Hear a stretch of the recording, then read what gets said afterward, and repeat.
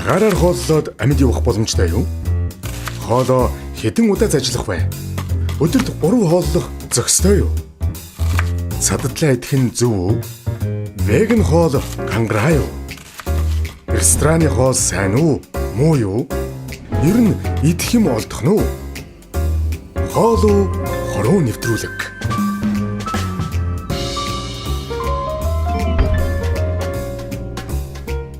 Сайн бацхан нэрхэн үзэгчтэй.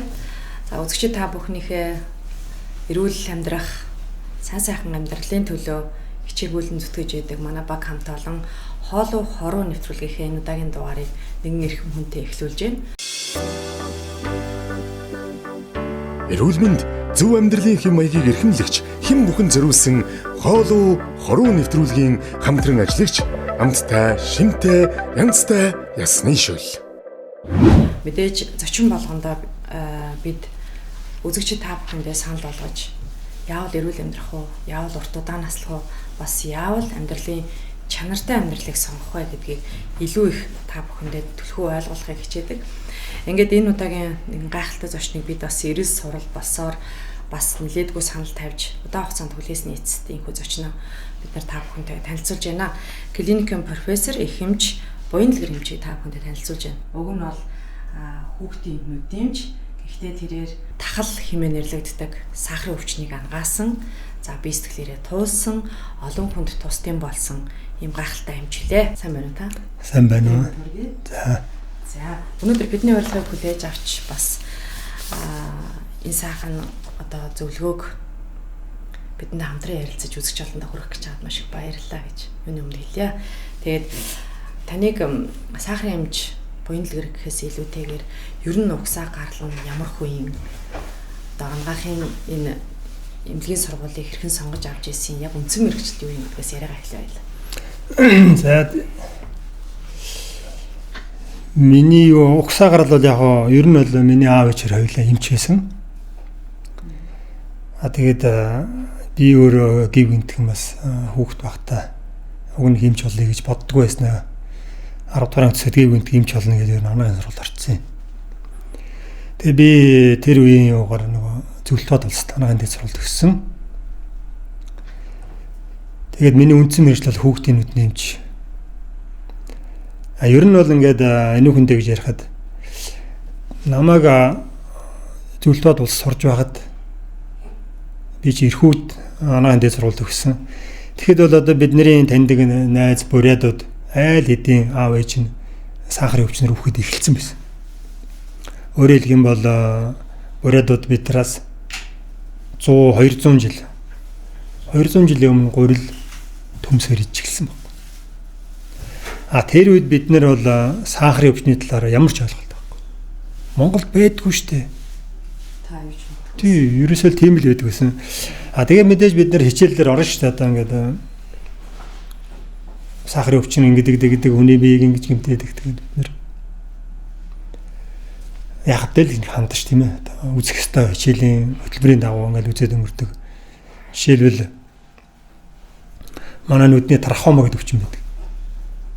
Дундад Африкийн хойд хэсгээр сохрлын шилхэн болдог. Би амьдралаа нэг ч удаа үзээгүй. Гэтэ хөтөлбөрийн дагуу тэрийг үзэн шүү дээ юм шүү дээ.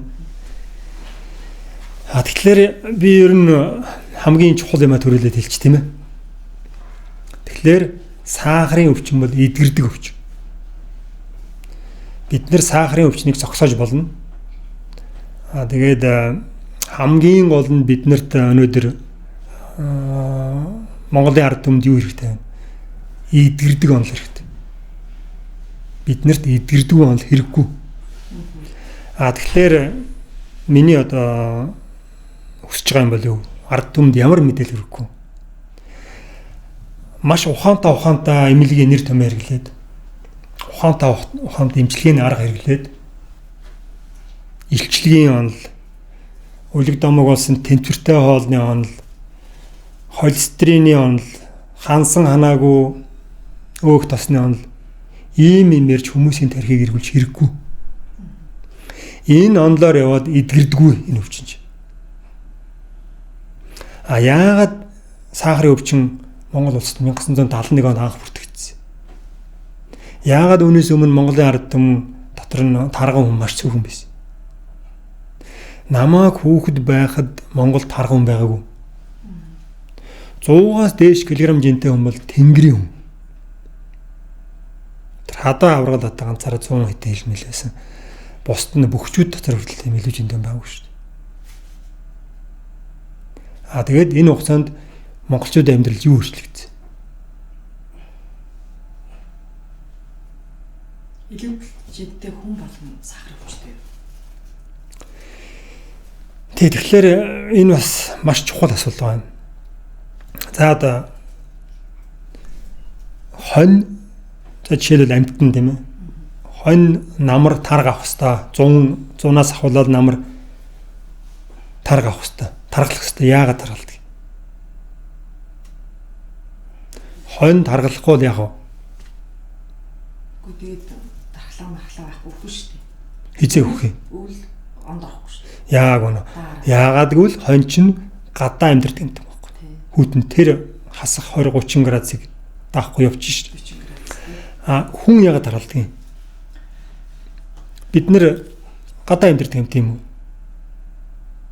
Үгүй шүү дээ. Хүн чинь нэмэх 10-аас нэмэх 33 градусын хооронд л амьдардаг. Тэр нүцгэн байгаа юм. Бид нар дулаан ховц өмсөд гадаа гарчаад буцаж орж ирээд дулаан байран дээр унтчих шүү дээ. Тэгэхээр хүний тарга мал амьтны өвлийг давах гэж хуримтлуулдаг тарга хоёр ч өөр зөвлөлтэй байна. Ер нь тэгэл таргалж эхэлсэн үе нь юу? Монголд хизээ энэ гурил чихрийг замбраагүй хэрглэж эхэлсэн. Дээрээс нь ангаах хооны оноолд хизээ холестерин гэдэг өөх тостой байгалийн өөх тостой хоол хүнс хүний биед муу гэсэн онол гарч эхэлсэн. Тэрнээс хойш таргалж эхэлсэн. Тэгэхээр чинь бид нар энэ холестерины онол, илчлэгийн онол, тэнцвэртэй хоолны онолыг л буруу гэдгийг бид нар хамгийн түрүүнд ойлгох хэрэгтэй байхгүй. Тэгэхээр ерөөсөө одоо биднэрт хүнсний хувьсгал хэрэгтэй. Би бас дээр үед ярилцлаган дээр дурдж байсан. Facebook дээр кето хоолны групп гээд 200 гаруй мянган хүнтэй групп байна шүү дээ. Тэнд эмч байхгүй. Яагаад тийм групп байж вэ? Жирийн хүмүүс эмнэлгийн газар очиод эрүүл мэндэ олж авч чадахгүй гэдгийг ойлгосон хүмүүс байхгүй.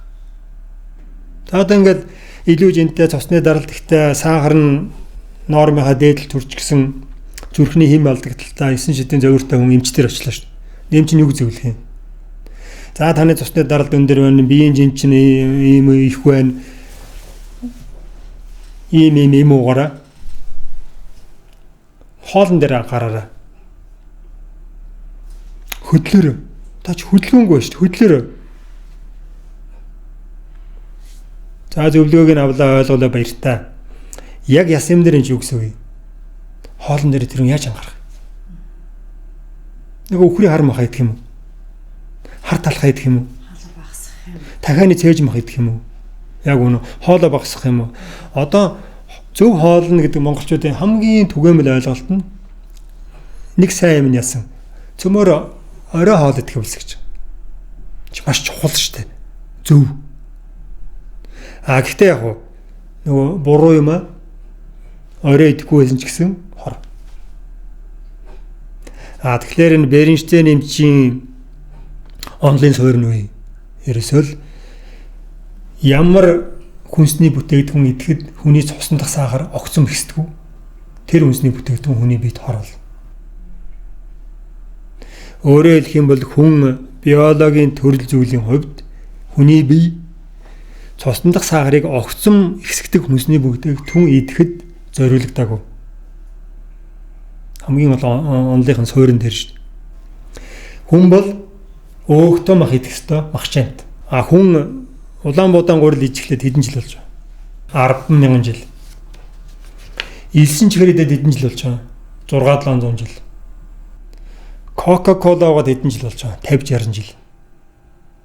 Өөрөөр хэлэх юм бол химийн аргаар гаргаж авсан фруктозны сироп гэдэг чихэр амт оруулагч бодисыг хэрэглээд 60 жил болж байгаа. Гэтэл Европын орнууд одоо өндөр хөгжилтэй орнууд 1900 оны ихээр айл хэдийн таргалал зүрх судасны өвчин, сахарын өвчин ихэлсэн байсан баг. Ягаад гэвэл тэд нөгөө үйлдвэрлэлийн хувьсгал гэдэг юм явагдаад айл хэдийн одоо та нар санаж байгаа 1900-аад оны үеийн ихэнх кинонд ч гоё одоо энэ төлөж өмлөжөд байдаг гоё кекнэж айл хэдийн тэд нар идээд эхэлсэн. Бид нэр хизээ харсан дэрэж. Ястаа би хүүхэд байхад 1980-аад оны үед ч 70-аад оны дундуур мондор ч хэдхэн төрлийн бичээ Монголд байдаг. Хэдхэн төрлийн талх. Ерөөсө 2-3 төрлийн талх байсан шүү. 3-4 төрлийн 4-5 төрлийн чихэр. Чихэр болгоны бид нэрийг мэддэг, өмнө нь мэддэг гэсэн шүү. Одоо уучлаарай би өнөөдөр ундааны нэр мэдэхгүй. Ямар ундааг хаанхын үйлдвэрлэл ундаа зарж байгааг мэдэхгүй. Ямар чихэр зарж байгааг би мэдэхгүй шүү дээ. Тийм их чихэр ундаагаар ингээд авчираад уулаа хийчихсэн. Таны бодлоор яах юм? Одоо ингээд жишээлбэл эрүүл зөв хооллыг гээд яг уу гэл одоо гэрийн эзэгтэй хувьд хүүхдийн ээжийн хувьд ингээд хичээж байгаа. Одоо би жишээ жирийн нэг ихтэй. Тэгээ заримдаа ингээд хичээгээд ирэхээр хөргөчн дотроос идэх юм болдохгүй байна шүү дээ. Тэгэхээр наадах чинь одоо бас хүн болгоны ярддаг юм шүү дээ. За энд юм яа. Бид нэр хүн гэдэг юмт чинь шүү дээ. Хоногт тодорхой хэмжээний уур гэж байгаа шүү дээ. За тэр нь юунд уурагч нь маханд байна. Өндгөнд байна. Бясалганд байна. Шошинд байна. Загсанд байна, шуунд байна тийм үстэй. 1 кг биеийн жинд 1-2 г уур гэж байгаа байхгүй. Энэ бол бидний эрүүл амьдрах суурь байхгүй. Мэдээж тэр уургийг өндгнөөс авч болно, шошноос авч болно, зарим хэсгийн те янз бүрийн юмнаас авч болно шүү дээ. Гэтэл ерөнхий дунд чинь тийм байна. Энэ бол бидний зайлшгүй гэх юм. Дээрэс нэмээд тодорхой хэмжээний өөх тос авч байгаа. Энэ өөх тос чинь бидний тарих мэдрэлийн системийн үндсэн энергийг хүсрүүлж байдаг. Дээрэс нь уург нь ходоодонд боловсруулахын тулд заавал давс идэх хэрэгтэй. Давс чинь ходоодны хүчлийн суурь. Дээрэс нь ус ууж явах хэрэгтэй. Хүний биеийн 80% нь уснаас тогтдог. Ус бол хүний биед бодисын солилцоо хэвэн явагдахад чухал үүрэгтэй. Хүний биед 1 кг биенжинд 30 мл-ээр болж ус уух хэрэгтэй. Энэ бол бидний зайлшгүй ч ууж хэрэгтэй байна. Энийг бид нар дотоо хөрвүүлэх юм бол яванда бас л өвчин тусна шүү дээ. Гэтэл энэ дотор чинь хурдан нүүрс ус гэсэн үг байхгүй. Бид нар гурил чихэр цагаан бодой төмс жимсийг заавал идэх ёсгүй. Гэтэл ялт зайлшгүй идэгдээд байна л да. Зайлшгүй идэгдэнэ гэж юу? Буруу туршилт шүү дээ. Арх, тамхи зайлшгүй юу? Яг хөө тэрнээс гадна ер нь талах одоо төмс идрийг бол идэгдээд байгаа шүү дээ. Яг идэгдэнэ гэдэг чинь бидний одоо буруу онол, буруу туршил шүү дээ. Америкт өнөөдөр 5 нас хүртэл хүүхдэд 9 чихрхийг хоригдчихлаа шүү дээ. Сургуулиудын орчингоос хийжүүлсэн ундаа чихэртэй ундаг зайлуулчихлаа шүү дээ. Энэ чинь нэг алхам шүү дээ. Манай Монгол ч гэсэн бас тийм алхам хийж байгаа тийм. Тэгэхээр бидний суурь нь хэрвээ бид нэр дөнгөж борг хоолнд орж байгаа хүүхдийг заяа 10 өдөр өөхтөө мах хэдүүлээд нэг удаа бантаа өгөөд хамбал энэ хүүхд хэзэж хүчтэй. Тасралтгүй гурил чихэр цагаан бодой төмс жимсийг нэд ээлжлээд өгөөд хамбал цуснд сахар мөнхийн ихсэстэй. Тэгсээр гол өвчин тусч. Гэхдээ цуснд сахар ихсэх шалтгаан зөвхөн төмс гурил будаанаас гадна өөр нөлөөлөх хүчин. Цардуул агуулсан бүх хүнсний бүтээгдэхүүн. Хүнснээс өөр нөлөөлөх хүчин. Цардуул гэдэг чинь юу юм? Асаалт хүнс. Амны хөндөд шүлсний фрэмдэр задраад шууд сахар болдог. Нөгөөдг нь бэлэн сахар агуулсан хүнсний бүтээгдэхүүн шүү. Бэлэн сахарт нь юу орж байна? Бидний ярьдаг элсэн чихэр орж байна. За тэгэл бүх төрлийн жимс орж байна. Бүх төрлийн чихэртэй ундаанууд, бохнууд, гаанууд бүгд орж шүү. Байгаль дээр бид нар энийг чинь байнга идэх зориулдаг байхгүй. Одоо Монголын нутагт балар эртний үед хүн амьдарч байсан тэр хүмүүс жилд хэдэн удаа жимс иддэг байсан. Одоо бидний номон дээр хэлбэх тохиолдог. Английн хатаан эдгээр хатаан ч саяхан нас орчдөг. Бараг 90 нас хүрч насварстэй. Тэр хүн нүрс бахтай хоолны дэлгэмтэй хүмүүс. Тэр хүний жимс иддэг нь юу? Тэр өөрийнхөө эдлэн газар ургадаг байгалийн жимсийг тэр гарсан үед нь л иддэг. Тэрнээс өнөөдрийн монголчууд чиг банан идээд алим идээд өдөр болгон тэрийг идэж явдггүй тийм хүмүүс юм байна. Таны одоо сонирхож асуухад өдөр тутмын хоолны жорон дотор ер нь ямар төрлийн ургамал, ямар төрлийн хүнс ордог? Тэгэхээр би бол за миний зайлшгүй иддэг юм юу? Өдөр болгон өөхтэй мах идэнэ. Хоолны давс идэнэ. Байцаа идэнэ. Дээрээс нь шар будаа, хөц будаа, гурвалжин будаа тэр бол хоногийн норм нэг 10-аас 20 г. Шар будаа би 10-аас 20 г-ыг өдөрт идэхэд миний сахар ихсэхгүй. Шар будаа гэж болдог би 500 г идчих юм бол миний сахар ихсэж болохоо ч. 1 г гурил идчих болохгүй, 1 г богч идчих болохгүй. Гурилчин идж байгаа хэмжээнээс үл хамаарч цусан дах сахарыг 5-аас 10-аар ихсэгдэг. Эрүүл хүний биед 5 г сахар байдаг. 1 порц цовынд хэдэн грамм сахар байдаг гэж бодож байна. Цэвэр сахар. 100-аас 200 г. Шууд чихэрлэг амтдахгүй мөртлөө гурил. Тийш ерөөсө гурилчин шууд амны өндөж хүсний ферментер задраад шууд сахар шин. Тэгэхээр сахар өвч тосхгүй байх нь илүү мэдээж. Хэрвээ тийм нөхцөлд бол дэглэм сахин гэдэг бол нэлээд сахилга баттай. Тэ? Яг гоо сахилга бат гэж ярихаас өмнө онлоо зөв ойлгох хэрэгтэй байна.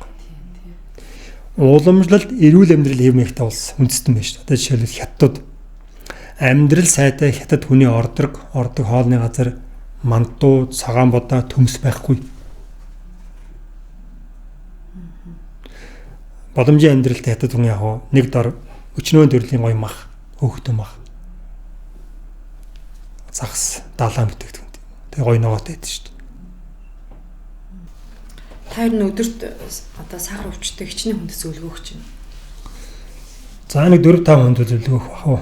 Тэгээ та одоо түрүүн намайг орж ирэхэд ярьж ирсэн чинь ер нь хүнсний хувьсгал нэгэнд эхлэхэд бэлэн болсон гэж тэ. Таны бодлоор яг Монгол улсад хүнсний хувьсгал хийх ёстой гэж яг юу хэлэх юм? Тэгэхээр ер нь ийм байхгүй юу. Одооны энэ баримтлаад байгаа онолоод байна шүү дээ.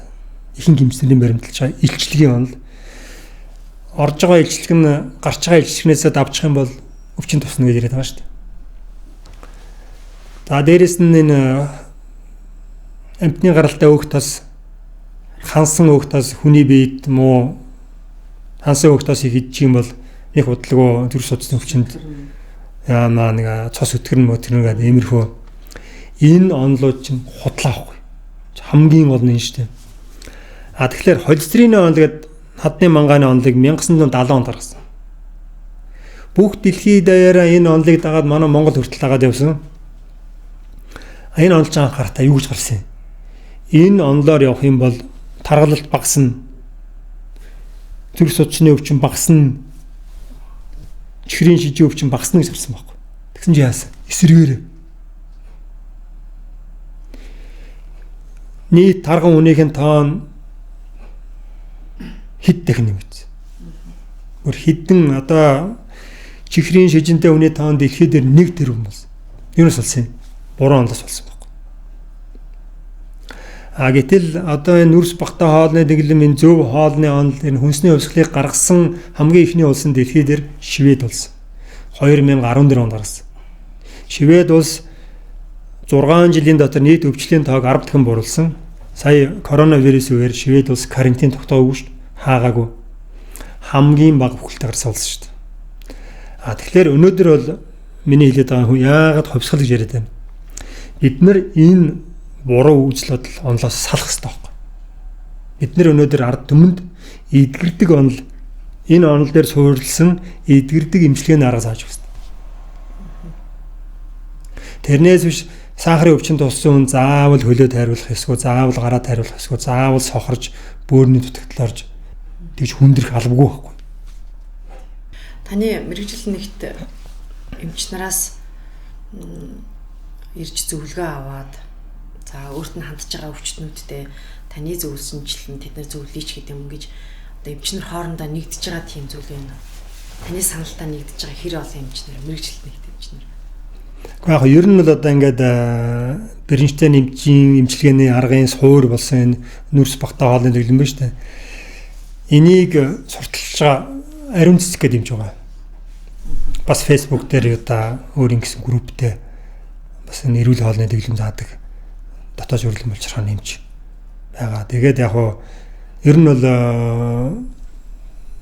нүдний эмчнэр дотроос сахарын өвчний нүдний хүндрэлтэй хүмүүсийг бол надад явуулна, зөвлөгөө авна. Тэгээд ер нь энэ сүүлийн үед манай хөдөлгөөний эмчлийн төвчтэй байгууллага 8 жил болчихлоо шүү дээ. Энэ төв дээр сахарын өвчнийг эмчилж гэнэ гэсэн хүмүүс бас сураг аваад манайхаар бас их ханддаг болсон. Ер нь бид нар Facebook групп дээр бас таныг нэлээд анзаарлаа л да.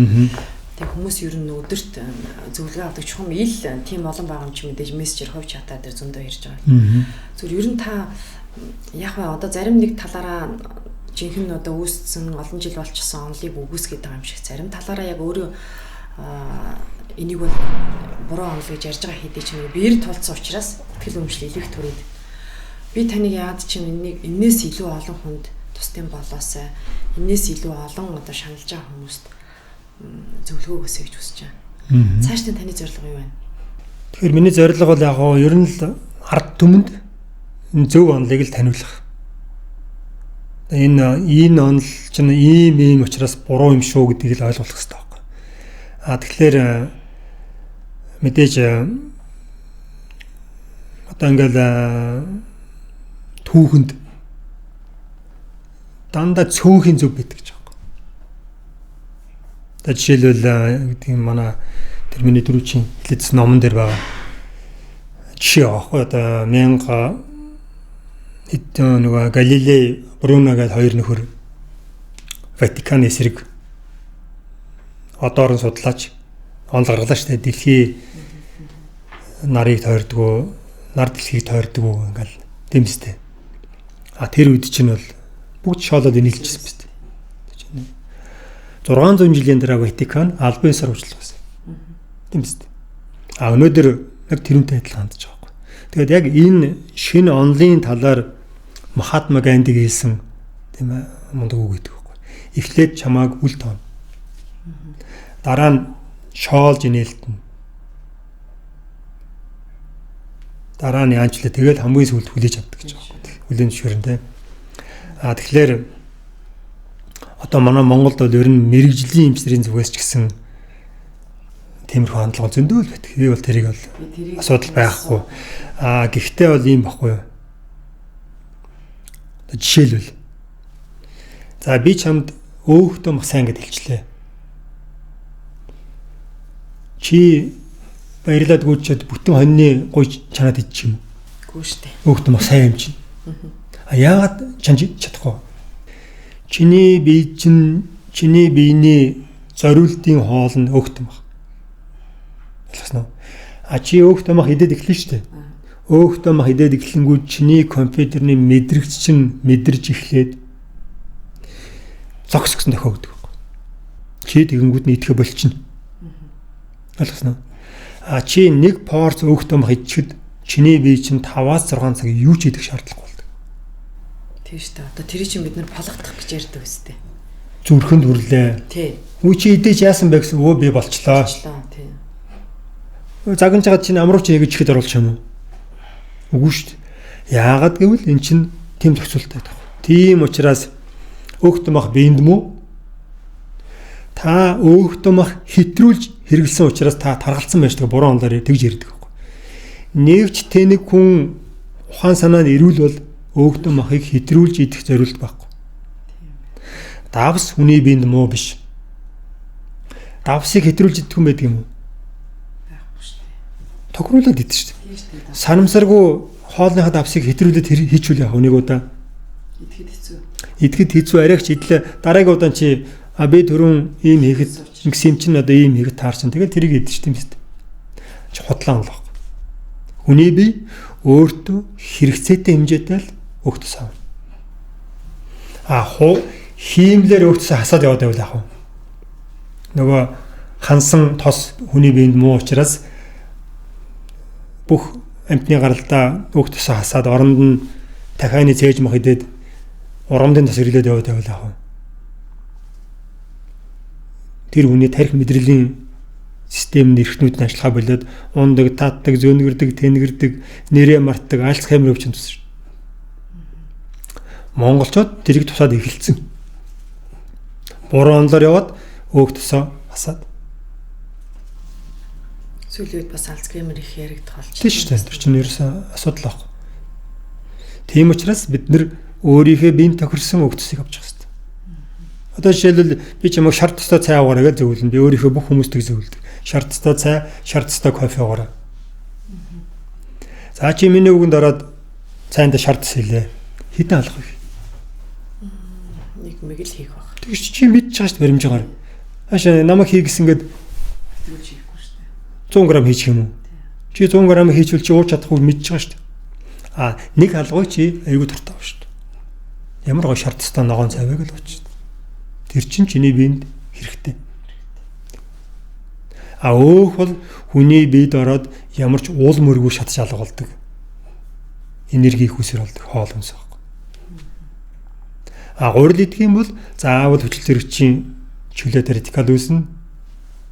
Тэр нь бидний биеийг гэмтэн. Тэнгууд нь яг тэр онлоор нь гурил идсэн хүн заавал антиоксидант гэдэг нь юу? Жимс. Албаар гурил идүүлээд хорлоод дээрээс нь жимс идүүлээд гурилын сахарын нэг хэсэг нь жимсийн сахарын нэг хэсэг нь тэр буруу замаар явчихж байгаа байхгүй. Та анх сахарын өвчнөд тусч исэн мэдээлэл авчаад эдгэрэх хүртэлх хугацаа хэр хугацаа байсан бэ? Тэгэхээр яг эдгэрнэ гэдэг чинь бол бас тийм юу байхгүй юу? Бас яаж ойлгохос байхгүй юу? За одоо би ингээд миний биеийн жин хэвэн боллоо. Одоо ингээд бид нэр илүү жинтэй хүмүүсийг нүүрсэс багтаа хоолой дэглэм өгнө шүү дээ. Өдөрт 2-3 удаа өөхтөн мах хэдүүлээд өөхтөн махтаа давстаа байцтай хоолой өгөнгүүд тэр үний биеийг эдгэрч эхэлнэ. Тэр эдгэрч байгаагийн нэг илрэл нь юу? Тэр үний биеийн жин нь сар болгонд 5-6 кг хасагдана. Тэгэхээр би анх 93 кг жинтэй байхдаа энэ бэрхтээ нэмчийг олж аваад номын дагаад ингээд өөрийгөө имчилж эхэлсэн. 4 сарын дотор 20 кг байсан. 2 сарын дотор миний бүх эмнэлэг зүүн шинжилгээ хийм болсон. Бүх холестерин, сайн муу холестерин бүгдээр нормд орж байгаа байхгүй. Тэгэхээр чин цусан дах холестеринийг юу ихсгдэг юм? Зөвхөн сахар ихсгэн. Сахар нь зөвхөн цардуул 9 чихэр агуулсан хүнснээс ихсэн. Өөх тосноос хижээ сахар гэсэн. Тэгээд Шведэн дээр Андрес Энфилд эмчилсэн мундаг үг гэдэг байхгүй. Хүн ногоо идээд ногордгоо. Үгүй шүү дээ. Яг тэрүүнтэй адилхан бид нэр өөх тос идээд тарган болдгоо гэж байна. Тэм жишээ авч хэлсэн байдаг шүү. Тэгэхээр хүн болгон тийм боломж байгаа байхгүй. Хамгийн гол нь юу? Бид нэр өөрийнхөө биед эрүүл болох боломж олох хэрэгтэй. Тэгэхээр та үндсэндээ хагасчил болсон гэсэн үг. Тийм шүү дээ. Миний эмнэлэг зүйн шинжилгээ ингээд зүгээр алдсан. Тэгээд миний цусны даралт ихсдэг байсан. Цусны даралт зүрхний хэм алдагддаг байсан. Тэр нь нэг 2 жил болсон. Өнөөдөр би гурил идэх юм бол дахиад миний сахар шууд 15 болсон шүү дээ. Тэгэхээр чинь хүмүүс эрүүл болно гэдэг юу гэж ойлгоод байна. Би юу ч хамаагүй идээд байхад миний сахар 5 байна. Хэзээ ч тийм байх. Хүн болгонд тэр цусны дах сахарыг барьдаг нөөц байна. Одоо саяхан одоо нэг 10 жилийн өмнө Америкт 10-аас доош насны хөгжихрийн шижингээ 20 дугаар хэлбэртэй болчлаа энэ гал тийм шууга маягийн мэдээлэл харжсан бол өнөөдөр Монгол ороод байна шүү дээ. Одоо бид нэр хүн болгон харж байгаа шүү дээ. Сургуулийн өмнөх насны тархан хүүхдүүд байна уу? Амир сэдэлтэй байх шиг л. Байгаа үстэй. Сургуулийн насны хүүхдүүд байна. 13 4-тэй охин 90 хилтэй 100 хилтэй явж шүү дээ. Энд чинь зөвхөн хурилж байна. Өөр юу ч биш. Бид нэр өдөрт 2-3 удаа хоол идэх хэрэгтэй. Тэр хоёрын дондор юу ч идэх ёсгүй. Ус жоохгүй. Ус заавал ус. 15 минутад нэг балга ус ууж хэвээр. Хоол хамгийн гол нь хийх ёсгүй байхгүй. Бид нар чинь махчин амт шүү дээ. Махчин амтан байгаль дээр нэг амтан бариад ичлээ 7-8 хоног үчдэг. Засвар нь ингээл жижиг амттай мэдэн шүү дээ байнга. Тэр чинь хортой зуршил, архит амхтай адил. Таны энэ ялант хэлсэн түүхийг олон хүн сонсвол хэрэгтэй байгаа. Зүгээр би олон хүн таны яриаг сонсоосоо гэж бодож байна. Бас яг энэ үлгэр дуурайл авч хоол хүнсээ зохицуулаасаа гэж бодож байна. Би Facebook группийн чинь нөгөө сайн нэг 2 хоног судлал харж байхад олон хүнд түгээгээсэ гэдэг хүсэл ганцхан надад биш олон хүнд байгааг би харж ирсэн. Энэ хүн ном бичихгүй болов гэсэн асуулт байна лээ. Тэгээ би ер нь нэг ном бичсэн байгаа юм. Одоо тэгээд тэрийг нөгөө уг нь монгол хэлээр бичсэн. Тэрийг жирийн хүмүүс уншдаг болгож бас хороод гинэ. Дандаа инжи хэл хэрэгжсэн. Тийм ер нь л одоо яг миний одоо анхны ном гэхдээ нөгөө шинжлэх ухааны таны мэд хүн чиглэлээр юм бич үзээгүй. Тэгэхээр бас тийм нөгөө нэг юм явж байгаад өөр юм руу халтарч ороод ингээд тиймэрхүү юмуд байдаг. Тэгээд одоо ном маань миний өөрийн сонирхол бол маш энгийн хэлээр маш богинохон бичиж оролцсон байхгүй. Тэгсэн чинь бас жоон тийм яагаад. Ер нь утгагүй. Намайг хүлээж байгаа хүн их олон баг шиг байна. Ер нь утгагүй ном гаргана. Тэгээд сая бид нэр бас юу яасан? Онлайн сургалт явуулсан байхгүй юу? Төлбөртэй онлайн сургалт явуулж үзсэн. Ер нь бид нэр ингээл би өөр анзаарсан багтаа миний бүх мэдээлэл өндөөл рүү ингээд тэгээд анх удаа бас би нэг удаа нэг цаг зөвлөгөө өгч өөр 10 өдөр дараалаад сэдвээр нь хуваагаад ингээд зөвлөгөө өгөх нас өөр юм болов уу гэж үзсэн байхгүй юу? Ер нь бол үнгүй юм чи хүмүүс айгүй хайр хүлээж авч байгаа шүү дээ. Тий, тэгээд сая би 15 хүнийн төлбөртэй сургалж явуулсан. Тэгээд хамгийн олзор хүчтэй гадаад байгаа хүмүүс олгож байгаа. Энэ сахарын өвчин чинь хөдөлгөөнтэй бас их холбоотой байгаад байгаа. Тэгээ таны имчилгээтэй хавсарч хийгдэж байгаа. Гэхдээ нэг юм нөгөө сахарын өвчинд ямар хөдөлгөөн хийх ёстой ингэж асуухаас илүү тэр хөдөлгөөн хийж байгаа хүмүүс дотроос би таны ярьсан дотроос их сонирхолтой зүйл болж байгаа. Бид нар ер нь үе мөч өвдөл, нуруу өвдөл одоо би жишээлбэл жоохон нуруу мөр өвдгөр ингээл халуун баанд ордог тийм халуун усанд. Эсвэл ингээл өвдгөн магадгүй нөгөө өстө түүний таны хэлдгээр шар тас мосорж игнэж шүү дээ. Гэтэл таны он шал өөр эсрэгээрээ цэв хүү тиймэр жигнэх ёстой гэдэг. Бүр цэв хүү усан дотор орох ёстой. Тэгэхээр юу аахгүй юу? Бас онол. Хүний бие бол хайбрид машин байхгүй. Бидний бие чи одоо ингээд 50 сууж штэ. Чиний бие чинь өөх тасар явдаг гэж. Би одоо чамааг ингээд ихтлгүрд хүртэл яваад над нэг ундаа аваад ирчээгээд явууллаа штэ. Чи яваад 1 цагт 5 км хурдтай яваад над ундаа аваад ирж штэ тийм биз дээ. Гэтэл би чамд даалгавар гэж байна. Чи ихтлгүр хүртэл хар урдаараа гүйж чад ундаа аваад ир гэдэг үл чи явж чадахгүй. Явах л ахта. Яа. Чи хар урдаараа хэдэн метр гүйж чадах юм? Гэхдээ хэмтэх өстө тооцож үзэж байгаа юм. Өө ер нь үдсэн юм чи амьдралдаа нэг удаа. За чи хар урдаараа нэг 30 метр гүйлэх юм. Тэгээд ухаалд онч шүү дээ. Тийх бах те. Зөвхөн энэ үед чиний бие чинь сахар шүү дээ. Хөдөлгөөний эмчилгээний онл гэдэг нь арай тийм тусдаа бие даасан тийм амгаах ухааны нэг салбар. Тэгээд олон улсын нэр нь болохоор кинезиотерапи гэж байна шүү дээ. Кинези гэдэг нь хөдөлгөөн, терапи гэдэг нь эмчилгээ гэсэн үг шүү дээ. Тэгээд утга нь хүний булчин гэмшил. Хүний биеийн булчин ямар өргөдтэй юм бэ? Тэгээд энэ яс булчингийн систем гэдэг чинь нэр нь дотоод эрхтнүүдэд ямар нөлөөтэй вэ? Тэгэхээр сахарын өвчний нэг 10% эмчилгээг нь хүчний цэцэлт. Тэгээ манай дээр сахарын өвчтэй хүмүүс өөр нэг тийм нуруу харах өвдөлтөж гэсэн. Зөвхөн сахарын өвчний гэж эмчилгээнд явуулдаг. Тэгээд энэ дээр салбар гэж. Яг мэдээж сахарын өвчнийг бид нэр дангаар нь эмчлэх боломжгүй. Тэгэхээр сахарын өвчнийг бид нэр том зургаар нь харж авах хэрэгтэй. Тэгээд мэдээж маш олон эмчилгээ онцлогооны аргууд байгаа шүү дээ. Тэгэхээр бид нэр хүний нэг шинжилгээг эмчлэх хэрэгтэй юу? Тэр хүний биеийг бүтнээр эмчлэх хэрэгтэй юу гэдэг чинь хамгийн чухал асуулт байгаа шүү дээ. Тэгэхээр ихэнх хүмүүс сахарын өвчин гэж нэрнээс нь бодоод сахарын өвчин гэдэг чинь нэг сахар нь өндөр болчиход байгаа бол тэр тоог л яаж яг засчуулах гэл сахарын өвчин идгэр чинь улам идгэр чинь гэдэг юм. Тийм асуудал яваад байгаа шүү дээ. Тэгэхээр сахарын өвчин гэдэг чинь том зургаар харах юм юу юм? Энэ бол ер нь л гурил чихрийн архаг хордлого буюу дангаа хүний нэр нь бодисын сэлцэн хямралын хам шинж гэдэг том өвчний нэг илрэл нь сахарын өвчин. Хоёр дахь нь таргалал, гурав дахь нь тулай, дөрөв дахь нь хордооргүй хавдар, тав дахь нь цусны даралт, зүрх судасны өвчин тэгэл ингээл цааш явдаг. Тэгэхээр бид нэр сахарын өвчнийг эмчлэн гэж юу гэсэн. Эсвэл энэ хүний биеийг энэ гурил чихрийн архаг хордлогоос арилгах. Энийг л бид нар сахарын өвчнийг эмчлэн гэж ойлгоод байгаа шүү дээ. Одоо манайх хамгийн сүүлийн судалгаач 2019 онд явагдсан судалгаагаар насан туршидын 62% нь илүү жинтэй.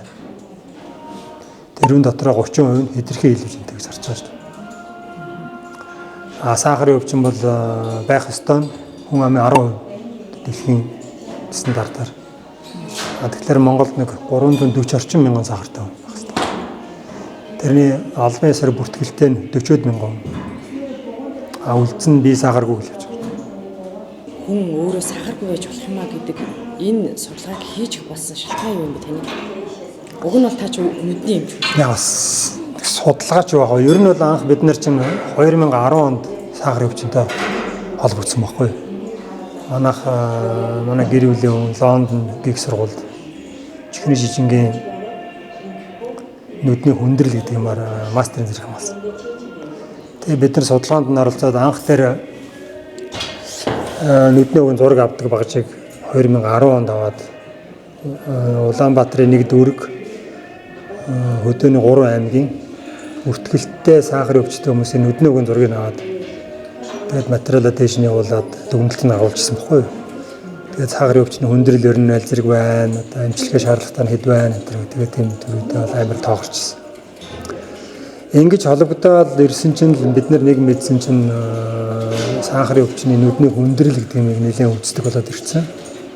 Тэр үед чинь бид нар ямар зарчимтай байсан гэхээр би нүдний хүндрэлийг нэмжлэн ерөнхий нөгөө өвчний нь болохоор дотоод сүрлийн бочрохоо юм чимчилдэг.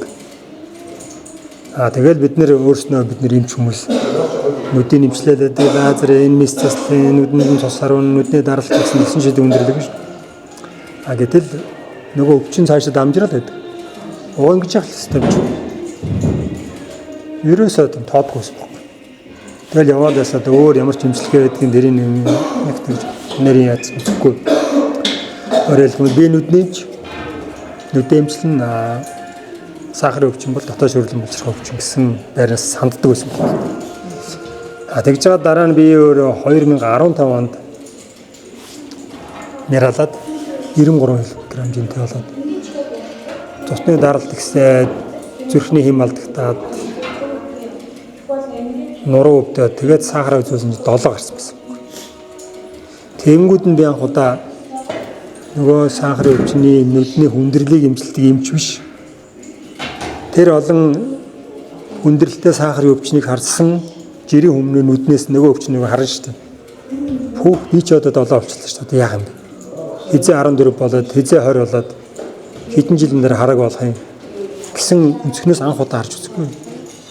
Тэгээд би чаддгаараа интернет ухчихад Бернштейн гэдэг эмчийг олж аваад энэ Бернштейн эмч айл тэр үед тэр 10 жилийн өмнө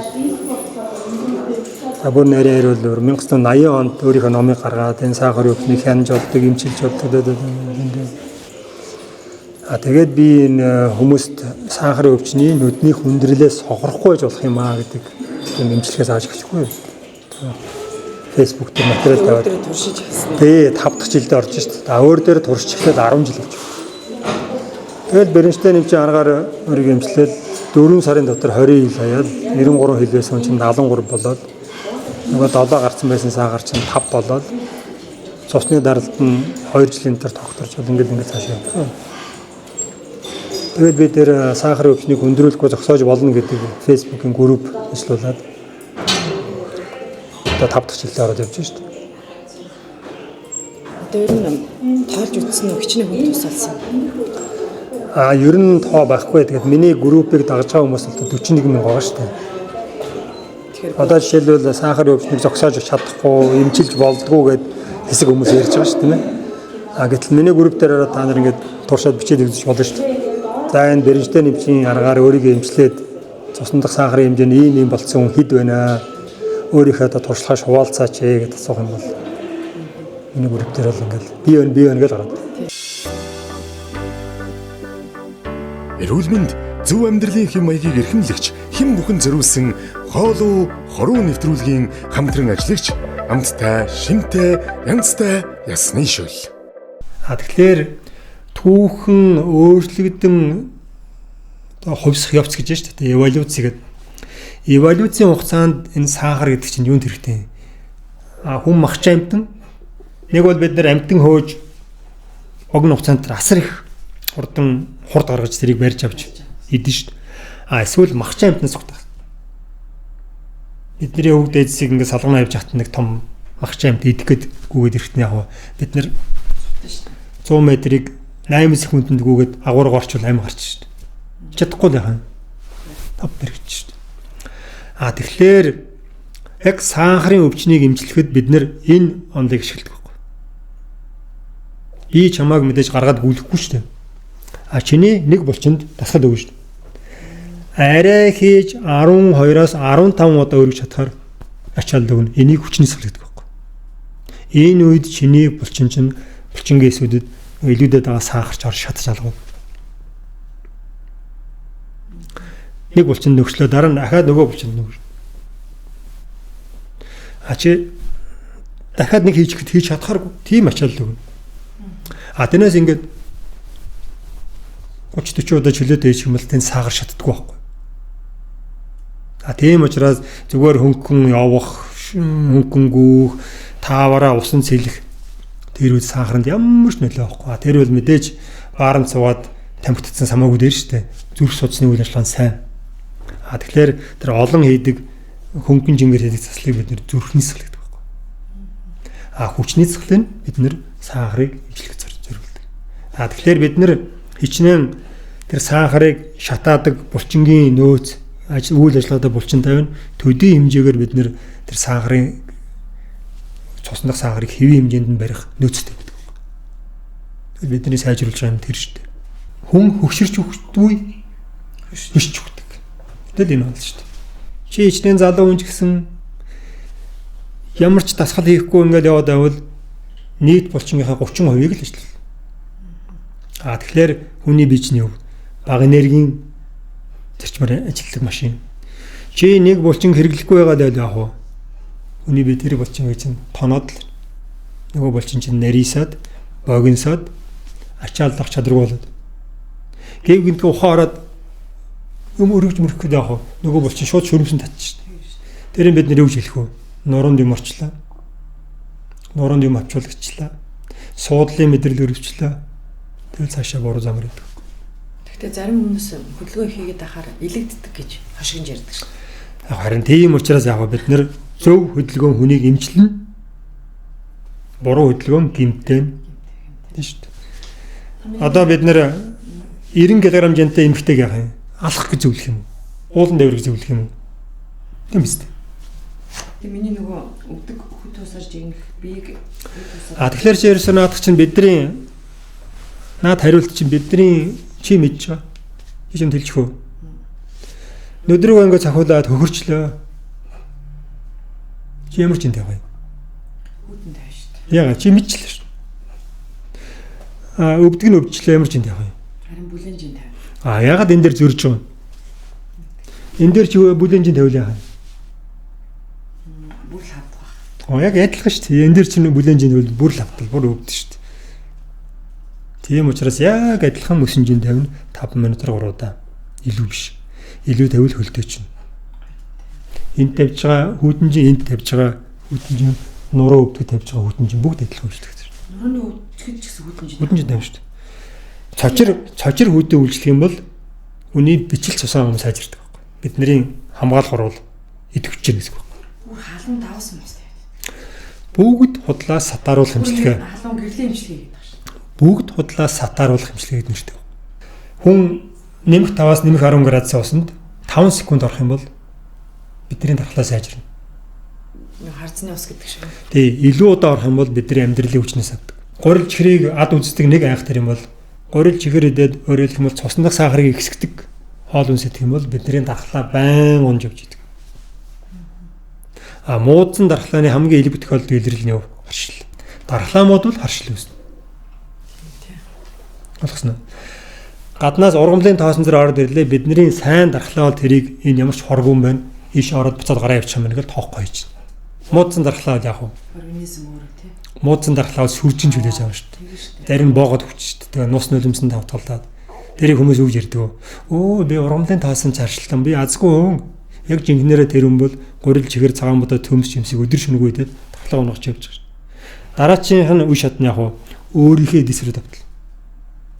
Нүдний судслаг руу давтална, өвдөгний мөгөөрс рүү давтална, нойр улчирхааны инсулин ялгаруулдаг бета эс рүү давтална. Тэрийг давтлаа устгачвал яг уу чихрийн шижиг нэгдүгээр хэлбэр үе мөчний өвчин, нүдний өвчин. Харшилч гэсэн тэгвэл бас тийм шүү дээ. Хэрвээ бид нэр эрүүл хоол идээд хүд туусан дөрөөд бол дархлаан сэргээд харшнаалга болж. одоо тэ сүүлийн үед ирчүүд бүр тулаагүй ирэх хүн байхгүй бол тийм шүү дээ. Тулаа бол ерөөсөө л сахарын өвчний төрсөн дөө. Таргалалт сахарын өвчний 2 дугаар хэлбэр тулаа, хортой оргуу авдар, цусны даралт хэсэг өвчин, зүрхний хэм алдах бүгдээр нэг өвчин. тэгвэл танихаар бол сахарын өвчнийг ангаадаг шиг энэ бүх өвчнийг бас хүнсээрээ зохицуулж болох. Тийм шүү дээ. Тулаа өвчин цагаан холтой хүмүүс дотор 10 дахин илүүх тохиолддог. Хүнсээр нь л Тийм шүү дээ. Гурил идэхгүй 6 сар болох юм бол тулаа алга болчихно. Тэгээ тийм амарх юм бол хүмүүс яагаад ингэж тариа хийгээд бүр үе дамжиж байгаа юм шиг яа. Буруу нь л Тийм. идгэрдгүү онлоор яваад байвал тэгэл Тэнгээс та тулаатай байж та дотор мах битээ дээр гиз дотор битээ дээр өөхтөө маха хас гэл тэрийг хасчаар хүн юу идэх юм? гурил мөрлөл хийдэг. Гурлаа юм шүү дээ. Тэгэл хэзээ ч идэх хэрэггүй шүү дээ. Тэгэхээр тулаан өвчний зөөрийг төр дарах эмчилгээ тусдаа. Тулаан өвчнийг суураар нь эмчилгээч тусдаа. Тийм учраас хүнийг бид нэр бүтнээр эмчил. Тэгэл одоо ер нь явж ерөөсөө хоолтой холбогдлоо. Тийм шүү дээ. Энэ тариа гэхээс Тэгэхээр тэр хоол судлаач нарын яриад байгаа заавал идэх хоол буруу. Юу гэсэн үг? Бид нэр гахаанд өгдөг эрдэн шиш төмс улаан будаа идчихэд гахааш болчихж байгаа шүү дээ. Гахаа ягаад өвчин тусдаггүй? Ийм дарга мөртлөө. Гахаа өвчин тусч амжихгүй. яа. Гахааг бордоод нэг ийм хэмжээнд хөрлөө шүү дээ. Цааш бордох юм бол гахааны мах нь үнэтэй болчихдог. Нядлаад зараад дараачихаа гахааг худалж аваад тийж шүү дээ. Тэр чинь бизнес байхгүй. Хүнийг чинь алж идэхгүй шүү дээ. Тэр юм чинь ийм тарган болоо тэгэл 9 шидийн өвчнөд цааш яваад байна. Ярилцлагын төгсөлд яг ер нь ингээд маш товчхон хэлэх юм бол нэгж архаг өвчнийг имээр эмчилдэггүй. Ягаад гэвэл бүх архаг өвчин амьдралын хэв мэгээс үүсдэг байхгүй. Тийм учраас бүх архаг өвчнийг бид нэр эрүүл хоол, хүчний дасгал, богино мацгаар бүгдийг эмчилнэ. Мэдээж им тариа бол биднийг яарлаа тохиол бидний амнасыг 100% хариуцж аварч дээ.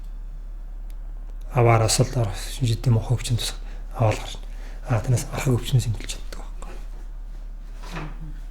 Тэгэхээр бид нэр архаг өвчнийг эмчилж болно. Ямар ч асуудал байхгүй. Энэ үнд амар үнэтэй биш. Амар хэцүү биш. Хамгийн гол нь зөв онлол ойлгож авах хэрэгтэй. Тэгээд таны энэ сайхан бэлгшээл дөрвөөс үгээр бид нар нэвтрүүлгээ өндөрлүүлье. Тэгээ ямар ч архаг өвчнийг эмчилж олноо. За бүр одоо ярих юм бол эрүүл байж болох нэ, урт удаан насалж болох нэ, эрүүл амьдрах, урт удаан наслах гэдэг бол тийм ч хэцүү зүйл биш байх нэ таны ярианаас тийм. Тэгээ энэ сайхан бэлгшээл дөрвөөр бид нэвтрүүлгээ өндөрлүүлж байна. Тэгээ үзэгчид та бүхэндээ бид клиникийн профессор Буянлэртэй харилцсан энэ хүн ярилцлага хүргэлээ. Тэгээд сэтгүүлч миний хувьд энэ хүний яриаг илүү олон хүн сонсоосаа, илүү олон хүн амьдралдаа хэрэгжүүлээсээ, за бас ойр тойрныхон өвдөж, шаналж одоо зовж байгаа олон хүнд түгээгээсэй гэж чин сэтгэлийг бас өөрлөж энэ ярилцлага дуусгаж байна. Ингээд танд маш их баярлалаа. За. Ингээд дараагийн нэг төлөв хүртэл дараагийн зочинтой ярилцах мөч хүртэл баяртай үзэгчтэй. Эрүүл мэнд зөв амьдралын хэм маягийг эрхэмлэгч хэм бүхэн зориулсан хоолой хоруу нэвтрүүлгийн хамтран ажиллагч амттай, шинтэй, янзтай ясны шөл. Гараар хооллоод амьд явах боломжтой юу? Хоолоо хэдэн удаа ажиллах вэ? Өдөрт 3 хооллох зохистой юу? Садатлаа идэх нь зөв үү? Веган хоол гангараа юу? Рестораны хоол сайн уу? Муу юу? Ер нь идэх юм олдох нь уу? Хоол уу хоруу нэвтрүүлэг.